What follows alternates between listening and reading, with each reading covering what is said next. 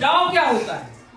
दाव जब किसी इकाई क्षेत्र पर, मतलब एक निश्चित क्षेत्र पर दबाव डाला जाता है, लगाया जाता है। दबाव मतलब बल। जब किसी एक निश्चित क्षेत्र पर बल लगाया जाता है, ठीक, तो उसको बोलते हैं दाव।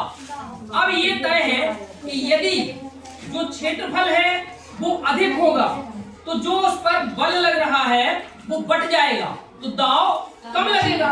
परंतु यदि इकाई क्षेत्रफल कम है तो उस पर जो दाव लग रहा है वो केंद्रित हो जाएगा और उस पर ज्यादा दाव लगेगा, बल केंद्रित हो जाएगा। होगा कि नहीं? जैसे अपना एक प्रश्न आया है कि किसी फूले हुए गुब्बारे को अंगुली की अपेक्षा सुई से फोड़ना आसान क्यों होता है?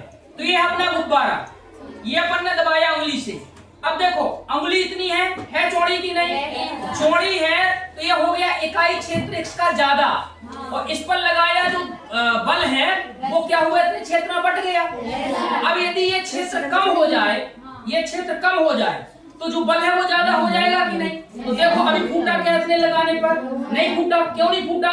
क्योंकि इसका जो इकाई क्षेत्र है वह अधिक है। अब अगर दूसरी बात अपन करें, ये अपने हाथ में पिन है, क्या है? पिन। अब पिन इतनी पतली है? अंगुली इतनी मोटी थी, तो पिन का क्षेत्रफल ज्यादा है या अंगुली का ज्यादा था? अंगुली का ज्यादा है क्योंकि अंगुली चौड़ी है। Yes sir. तो अगर क्षेत्रफल ज्यादा है तो इस पर बल बढ़ जाएगा।